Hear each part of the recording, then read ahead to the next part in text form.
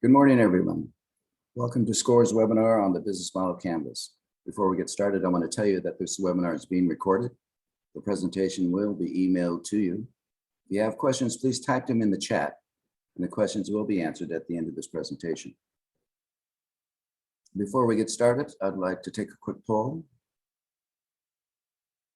As soon as it turns up, the opening poll, yes. Please quickly tell us how you found out about today's webinar.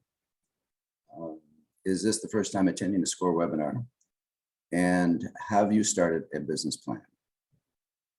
Take a few seconds to answer those questions for us. It'll be very helpful for future webinars.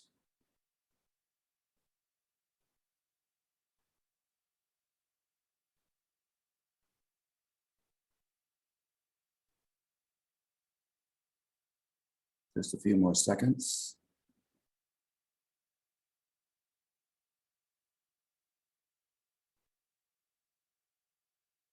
Okay, can we have the results of the poll? Okay, a little more than half of you found out about this through email. Very good. Okay, mentor website. All right. And is this the first time attending SCORE? No. Okay, good. 75% of you have attended prior to this. And then have you started a business plan? Excellent. 3/4 of you have done that. Okay, let's close this and let's get started. Next slide, please. Whoops, there we go. This morning, along with myself, I'll be facilitating with Tom Sims. My background, besides being a SCORE member for the past 6 years and acting as co-chair, I am a mentor and a workshop facilitator. My background is banking, and a few years ago, I was a small business owner. Next slide. Okay, we're going to talk today about the business model canvas, which is the precursor to the business plan. The business plan encompasses all of these bullet points. The executive summary lists your objectives and goals. It will provide you with the mission statement. Included in that will be the vision statement, and they are different. Keys to success, the business description. We're going to talk about the market, the size of your market, the customers, your target market, what your competition are, and trends, industry trends. And personally speaking, that is critical. Strategies and tactics, and then of course your financial projections. All of that is included in a business plan. When to use the business model canvas, why use it? In my opinion, is the outline and precursor to the business plan. It helps you think clearly, and it validates the, as they like to say here, moving parts of your idea. And it does help you identify problems before it's too late. It confirms the target customer. And I've said this, if not 1,000 times more than that, is if you're able to identify your target customer, you will put better use your dollars. The shotgun approach, you're just wasting dollars. It creates and validates the value proposition. That's an industry term. What does value proposition mean? It really is a phrase used to describe why your customer will buy your product or service as opposed to your competition. What problems does it solve for the customer, and what is the value offered? There's an old saying, everybody knows the cost of something, but very few people know the value. In my opinion, if you show your customer the value of your service or your product, you will have a customer for life. Next slide, please. The business model canvas is good for you because it's much simpler than a business plan. It's useful for you to think through your ideas for your business. And I would encourage you to use a mentor to help you through that process. It is one page. It is fairly simple once you get the hang of it, but it does help to have somebody help you with the process. Next slide. Okay, we have a saying here at SCORE: those that fail to plan, plan to fail. You've probably heard that. You can't get anywhere if you don't know where you want to go. A business plan is a roadmap, and that's all it is. And there are going to be several types of business plans that you will need in order for you to become a successful entrepreneur. Besides the business model canvas, which is in the beginning, you're going to need a marketing plan, how to promote your business. And marketing is different than advertising, but they do go together.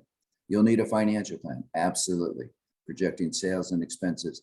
and the all-important cash flow. You're nothing without a positive cash flow. And both the marketing and financial plans must be incorporated in your final business plan. Next slide. Planning for the success of the business plan. It is a written statement about what it is, why do you need one? When is it needed? It'll tell you how to operate and manage your business. It will address your marketplace. It will tell you how to function financially. And it'll tell you your strengths and weaknesses, and the strengths and weaknesses as your competitor. And those last two bullet points are critical for your success. The business plan does answer several questions, but the two main ones are, like I've said, it is a roadmap. Where do you want to go and how you're going to get there? It only needs to be as long as it is essential to convey the message. As a retired banker, I've read hundreds, if not thousands, of business plans. I am not looking to read another War and Peace. Be concise, make it simple, but tell me the facts. And I will say, for those of you who are making a business plan, which I hope is everybody, don't get hung up on sentence structure, punctuation. As somebody who is going to loan you money, I'm just interested in the information of what you're going to do and how you're going to do it, and most importantly, how you're going to pay me back. It's nice that it's, punctuated well and written well and things like that, but don't get hung up on that. We're not an English teacher. We're looking for information, and I stress that to you because people do get hung up on just how to write it.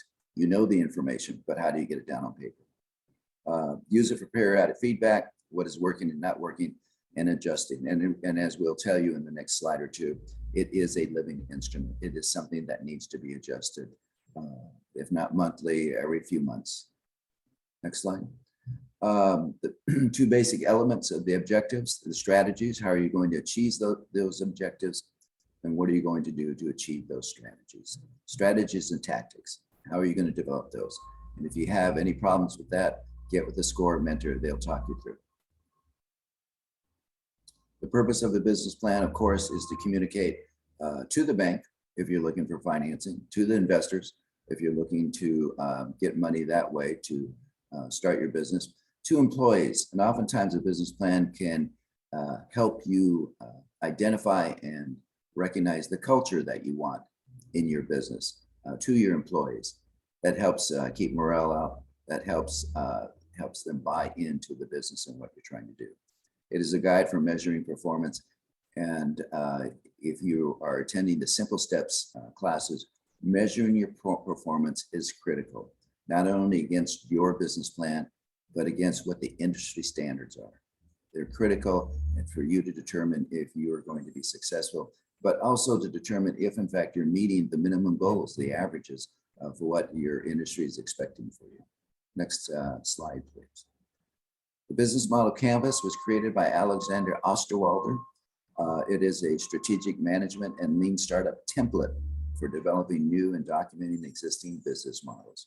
It is a visual chart with elements describing a firm's or product's value, proposition, infrastructure, customers, and finances. It is a visual chart with elements describing a firm's or product's value, proposition, infrastructure, customers, and finances. We're going to show you a quick video, and then after that, my co-presenter, Tom Sims, will take over from there.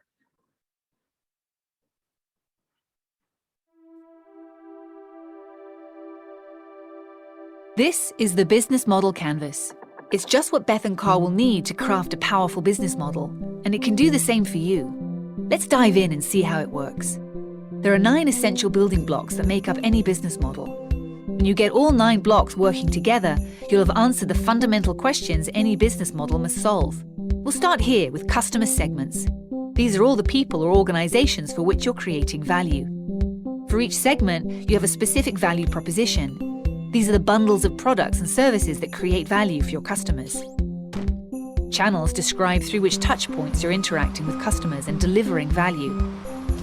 The customer relationships outline the types of relationships you're establishing with your customers and how you're acquiring and retaining them. Pricing mechanisms through which your business model captures value are documented under revenue streams. The The key resources show which assets are indispensable in your business model, so you can describe the infrastructure you need to create, deliver, and capture value. The key activities show which things you need to be able to perform well. The key partners show who can help you leverage your business model, since you won't own all key resources yourself, nor will you perform all key activities. And once you understand your business model's infrastructure, you'll also have an idea of its cost structure. Any business model can be mapped this way: 9 building blocks working to reinforce and strengthen each other. But before you make a model for yourself, it helps to see what a breakthrough business model looks like in action, like this one. Low-cost airlines revolutionized air travel thanks to their disruptive business model. Let's first look at their value proposition. A low-cost airline offers ultra-cheap flights to their main customer segment, budget travelers, by adopting a no-frills policy. And this leads to additional revenue streams, because customers pay for their ticket and additional fees on items like food and drink, priority boarding, and luggage. The airlines save even more money through their choice of channels, selling only through call centers and the internet, making for efficient, if not always convenient, customer relationships that are automated and often impersonal. Okay, that covers the right side of the canvas, the part everyone can see. The left side of the canvas is what's going on backstage.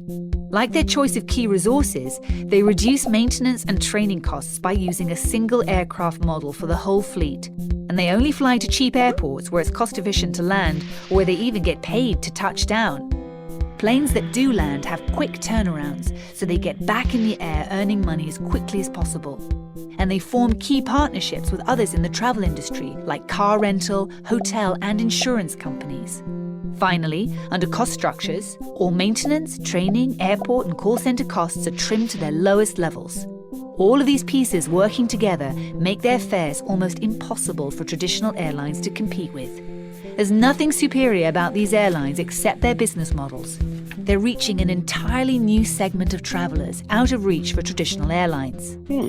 Cutting out costs is pretty exciting, right?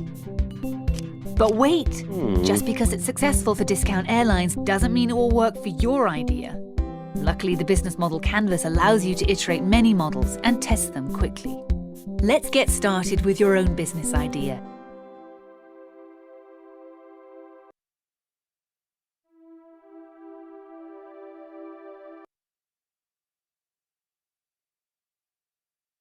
Good morning. Good morning to you. I'm Tom, and I'm here as your next facilitator. I have years of experience in the nonprofit world and the for-profit world with businesses and nonprofit organizations and development. In the past, I've used many tools to develop business plans. This is the best for starting that I have ever seen. It takes the fear out of developing business plans. A few weeks ago, on a Saturday, I sat down and wrote three different projects that I was developing, 3 different entities, really. My wife asked me, how long did it take you to write those? I said, about 2 years and 20 minutes each, because I had it all in my head. This is the tool that you use to get things from your head to paper and helps you organize your thoughts. And we have many ways to help you master this. And once you master it, you can use it over and over again, and it will be your best friend for developing your business plans. Out of this one page, you can develop a much larger and more extended business plan, because you're creating the template, you're creating the bullet points, and you're using that information to create more prose. So what my colleague Robert was telling you is absolutely right. Don't edit yourself ahead of time. Make multiple copies of this and scribble on it, and jot things down. Do not wait to make it perfect. Let the perfection develop as you correct it. Also, you can just sit down with your mentor and work on this. Prepare yourself ahead of time. Your mentor will give you that instruction on how to do that, how she or he would like to proceed on that with you based on your needs. And then we'll sit down with you. And if you're struggling on one of those blocks, don't put off your appointment until you think it's ready to present. This is not your midterm exam for Philosophy 101. This is something that you can sit down and do. I'm struggling with this, Harry or Mary. Can we just talk about it? And then you can write these things down as you go. So we are going to first look at the far right column, which is your customer segments. Now, as the video said, these are the people or entities that you're creating value for. Who are the most important customers? Is our customer base a mass market, a niche market? Is it segmented, diversified, a multi-sided platform? Now, you don't even have to know what all those things are to start this. I just want you to think about right now while you're you're taking notes. If you make these blocks somewhere on a piece of paper, just start writing down, who is my customer, or what is my customer? Just take some note. Write something down right now if you have the thought about it. We may visit that again in the question and answer time. Some of you may want to share that, who your customer is. It's probably, unless it's paper towels or toilet paper, and even then it's not going to be the whole world. You can't just say everybody in the world. I want you to visualize a market niche for whom you're creating value. And then what is the value that you're actually going to deliver to that entity? Which one of your customers' problems are you going to solve? What bundles of products and services are we offering to each customer? Which customer needs what we are satisfying? So think about that. Think about the kinds of values that you offer. Now, this is the customer's value. This is not like we value people. That's a value statement for your organization. Now, your value statement for what you are offering the customer is, we offer the convenience of shopping online. We offer the personal touch of shopping in person. Can you combine those two? Is that what your product is? Okay. We offer the peace of mind that comes from fire safety. We were recently talking with someone who has a product that delivers an extra degree of fire safety. Think about those values and how they plug into the specific customer that you have. Now, that person's customer was someone who was building a home in the Sierra foothills, where there's a major threat for fire. And so they were creating a product that would enable them to build a more fire safe house. And then how are you channeling this communication to the people? How are you delivering the message of what value you offer to them? Through which channels are you getting from that middle column to that far right column in order to deliver your very poignant message of what value I can bring to your life or your business if you're in a business-to-business company? And how do you integrate those channels? And those channels may be things like, well, we asked all of you in the beginning how you heard about this webinar. And most of you had heard through email. Well, that tells us that email, when we go back and evaluate our channels, that email is one of our strong means of communication. But also, we are seeing an emerging number of people who are responding as we up our game in social media. There may be a business that you're delivering this by word of mouth and direct referral. But is it possible that all three of those integrate? And so that's where we drill down in helping you through mentoring to really flesh out your business plan. Our next column is what are those specific customer relationships that you want to cultivate? How are you going to stay in touch with your customers in such a way that they're not just one-shot customers, but they're lifetime customers. And it may be through an ongoing email newsletter. And let me just say this, if you were among that plurality of people who responded to an email from us, you did not get on that email by accident. That we have an opt-in email system. So it was not just one step. There had been some point of contact that we had with you prior to that. And then we have this ongoing means of communication. You have attended one of our workshops, you have had a mentor. In some way, you've had a relationship with us that we're seeking to maintain with you, as long as you wish to maintain it, so that we can continue to communicate the value that we offer to you in terms of your business. Now, I'm using SCORE as an example here because we do one of these also. We're constantly doing these for projects, and once a year we do a major one. And we're working on finalizing one for next year, right now, next fiscal year. So as I point to these boxes and you have a question about these boxes, make notes yourself. But as you see one, however you alert yourself to a question, circle it, put a big question mark about it, or just start typing it into the chat box now, and we'll come back to it. Okay, we're going to keep going. Our next question is, what are your revenue streams? In other words, how do you make money on this? That keeps you in business. So for what value are your customers really willing to pay? What will they pay for? I've found that people don't always pay for things that they can get free.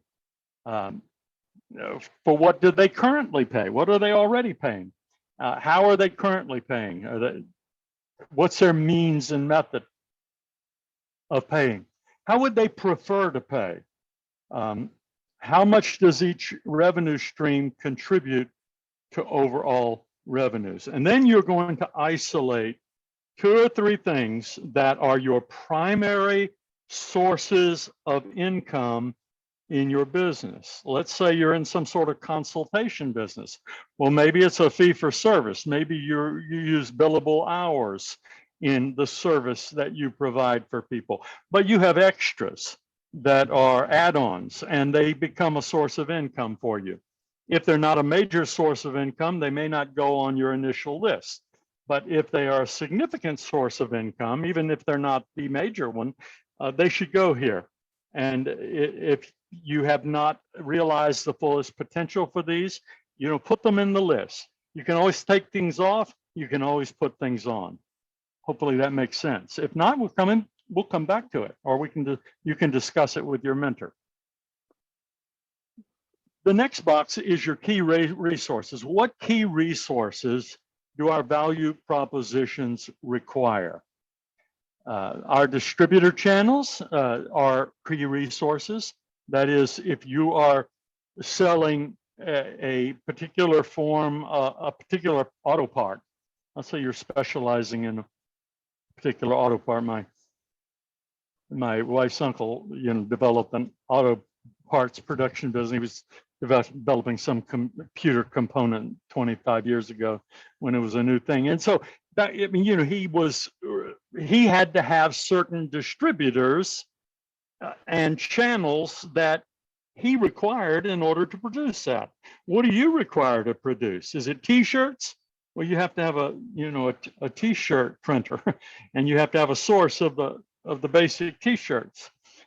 Is it consulting, or is it service, knowledge service that you're giving to people? Well, you have to have a source of information from which you draw.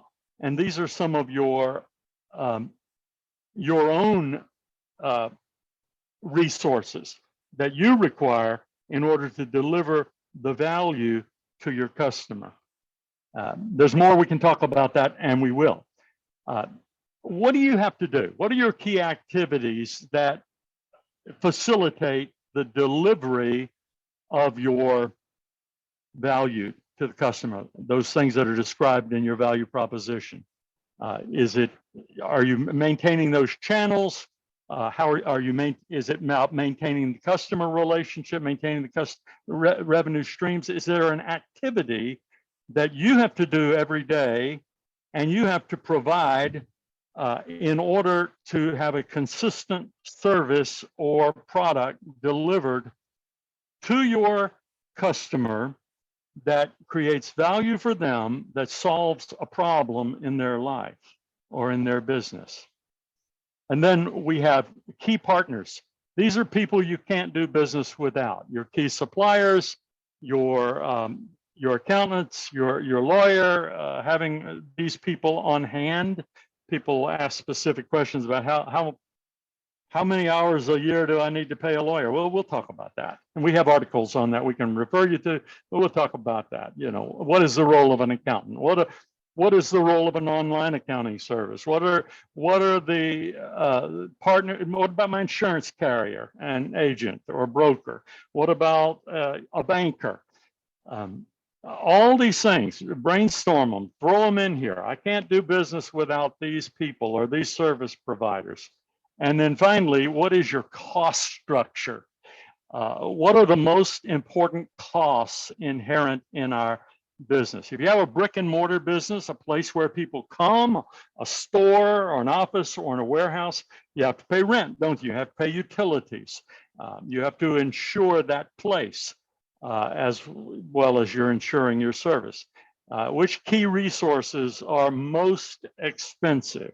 Now, we're not talking about listing every subscription, you know, your $10 a month subscription to this or that. We're talking about your major expenses. Which key resources are most expensive? You may have to group some things together. Maybe you do have subscriptions that come to several $100s a month, but group them together and put them down. Now, just to summarize this, and I know you're drinking water out of a fire hose right now, but we will be here to help you drill down all of this. This is a summary. Your customer segments, your value propositions, your channels for delivering it, your customer relationships, how you build them. When you download this presentation, just kind of look at this as a way of prompting your memory on just what each of these boxes is about. And you say, oh, Tom, what if I put it all in the wrong box? Don't worry about it. We'll figure it out. We'll move it over. Your mentor will say, you know, that's a great idea, but maybe that is more of your key partner, or maybe that really belongs in your revenue stream. That's why you have a mentor, to ask those questions. And we're here for you for that. Now, where do you get the Canvas? Well, this is a live link and you download it. And it will come as a Word document. If you don't have Microsoft Word, it's free. By the way, you can, there's a version of it's free, but you can open it up in Google Docs or something else. This is a universal format that you can use with free software online. There should be a blank one in there that you can print on, or you can print out if you're a person that, you know, thinks from your head to your hand to your pencil to your paper. That's fine. Whatever your learning style is and whatever your best way of taking notes and self-expression, we want you to use that. We have resources for learning how to use the business model canvas. You can watch the video again. You can go to strategizer.com and look at some of the material they have there. And we have, anyway, you can click these links. We also have almost unlimited links at SCORE. This is just basically, these are just major categories where you're going to find multiple files, tools, templates, videos, webinars, thought provokers, current articles, long-term outstanding truth. This is just a great summary of some of the resources. And again, we call these hyperlinks. They're in blue and they're underlined. That means when you get this in PDF form, you can click it. Your the message will go to your browser to open that up, and you'll be there. Voila. Okay, so start typing those questions in, and we're going to take a poll. And so, Christina, if you'll launch the poll for us. So far, has today's webinar been helpful? however you define helpful. You found something you can use, or you had a thought you're going to think about. However you define helpful, we're here to be helpful. Would you like a SCORE mentor to help you with your business plan? It's yes or no, but we should have had a third question, I suppose, that said, I already have a mentor. But if you already have a mentor, answer yes. And then the third question is, are you subscribed to receive our emails for upcoming webinars? That's one of our challenges, our channels for how we communicate with you. And it's an example of that block in the Canvas. Okay, take a second and fill that out, and don't worry about getting it wrong. Just dig in. And when you think they're all in, Christina, there you are. Okay, thank you everyone for finding it helpful. You know what that means to me? That means you invested in this workshop. You invested in it. If you got something out of it, it's because you were engaged and you invested yourself in it. And that's 100% of you. We have 84% would like a SCORE mentor, and we're so gratified to hear that, because that's how we can really deliver these services to you. And all of you would like to be on our mailing list. So I just need to tell you how to get a mentor, and then we'll dig into the questions. It's a very simple matter. You go to the website, and it's score.org/find-mentor, and you make a request. It's as easy as that. Your mentor from SCORE is free. We try to respond to you as quickly as humanly possible. We have a goal to get back with you immediately with an assignment, and then once the mentor receives the assignment and the request, and they accept that request, then they're going to probably shoot you an email, unless you just can't receive email, but we hope you do. And but we're going to find some way to contact you, and each mentor has their own way of setting up the first appointment with you. Okay, let's move into our question period. I'm going to stop sharing my screen, and we're going to get into our questions and answers. Hopefully we'll have answers to go with our questions, and Robert and I are here to entertain those, and we have questions both in the Q&A. Let me check that. Yes, why don't we start with those, Bob? Can you give Sarah some more examples of different types of customer relationships? Different types of customer relationships. I mean, besides personal? Yeah. The ongoing. Well, the ways that we relate to our customers, the processes, the programs, the strategies. You develop those, of course, when you're advertising.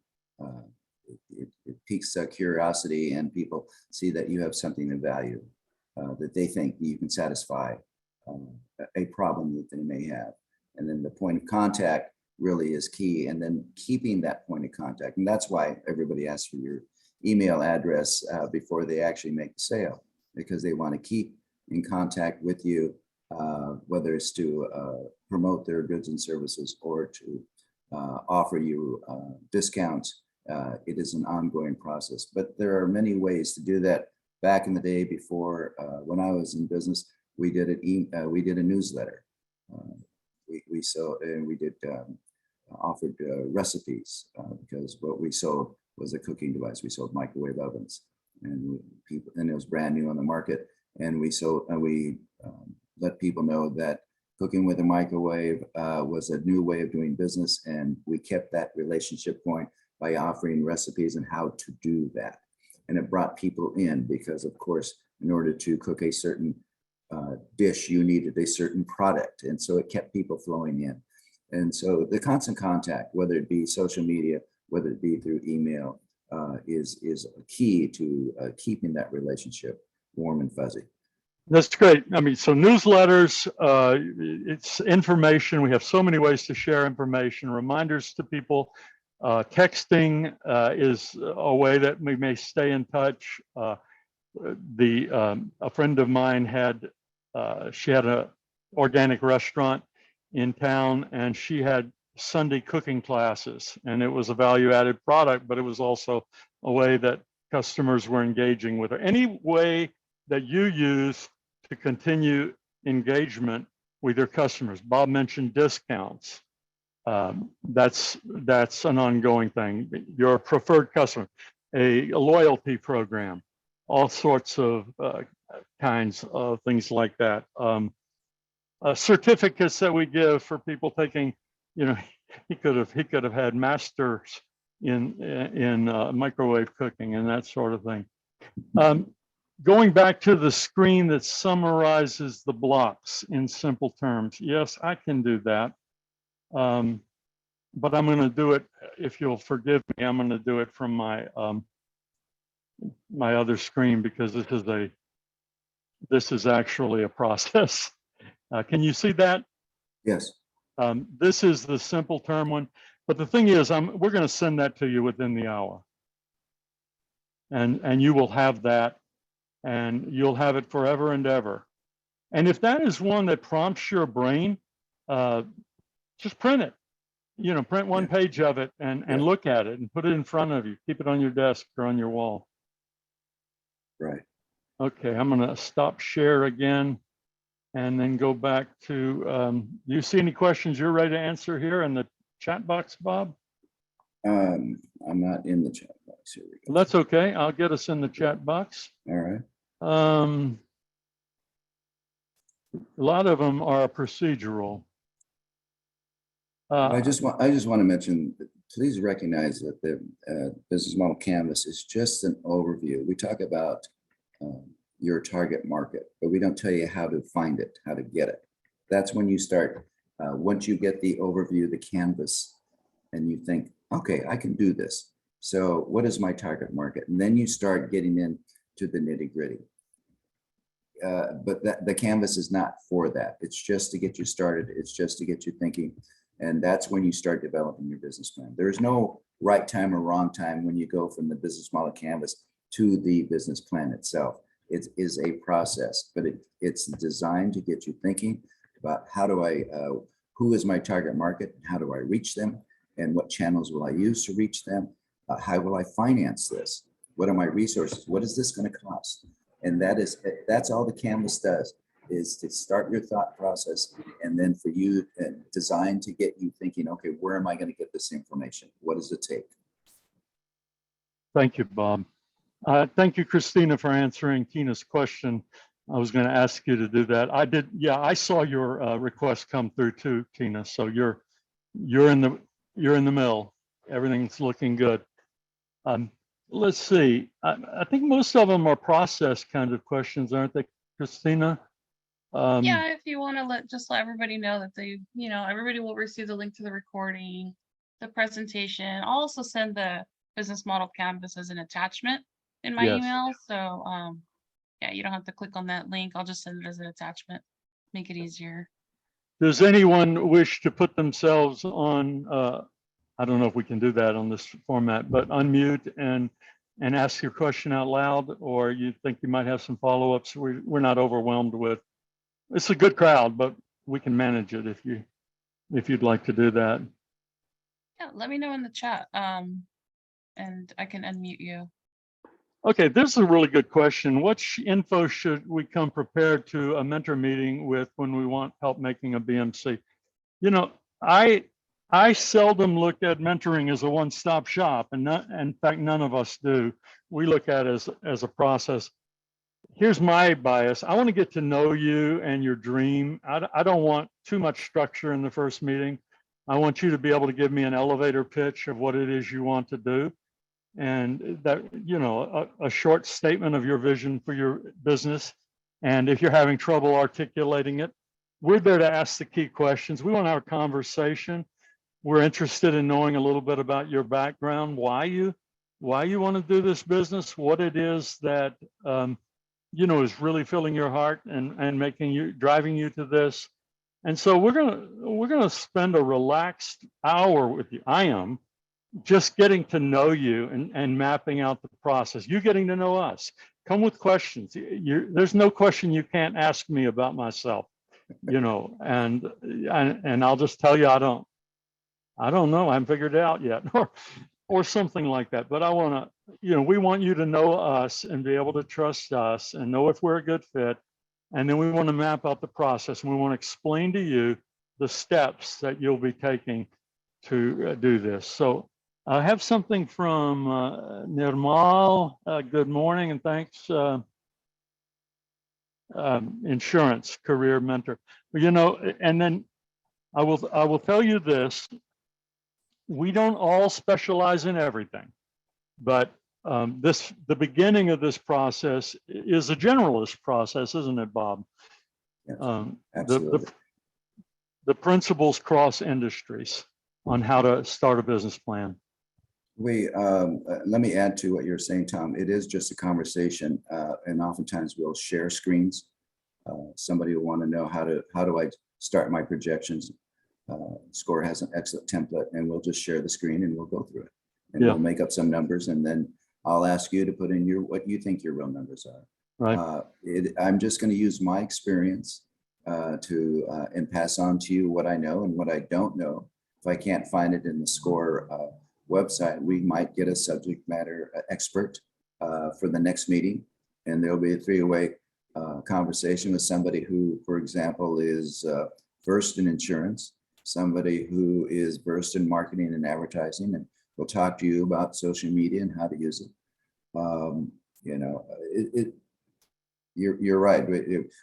My background is financing, and I have a general, and being a small business owner in the past, I have a general idea of how to get started, but certainly none of us know everything about everything. And so that's what SCORE is all about, is just bringing people in, introducing you to people. I guarantee you anybody who's been in business has interfaced in that industry, and we've learned more than we want to know sometimes. But we also have resources. We have people that specialize in that, and we bring in our specialists. We have a pool of about 13,000 people that we can draw upon for volunteers. We have the whole country, and because we're online, the world is our oyster. You know, we have resources. I'm meeting with one of you tomorrow from all the way across the country. I had a client a few weeks ago whose organization was chartered in Malta. He was living in the Black Forest, an American living in the Black Forest of Germany. He said, "You're gonna have to excuse me, my internet is not really good here. I'm in the middle of the Black Forest." And here I was in California. So we were really crossing some territory. It was very exciting how we can do that. He's trying to expand his business in the United States and opening some new entities. Well, any other questions? We can save them for a personal conversation. We're here for you, for the life of your business. We'll meet with you frequently, or however you set the pace. Okay. Okay. Thank Christina, you, everyone. I don't Thank you know, very much Bob, for you and I want to debrief a little bit? Yeah, after we can this? debrief.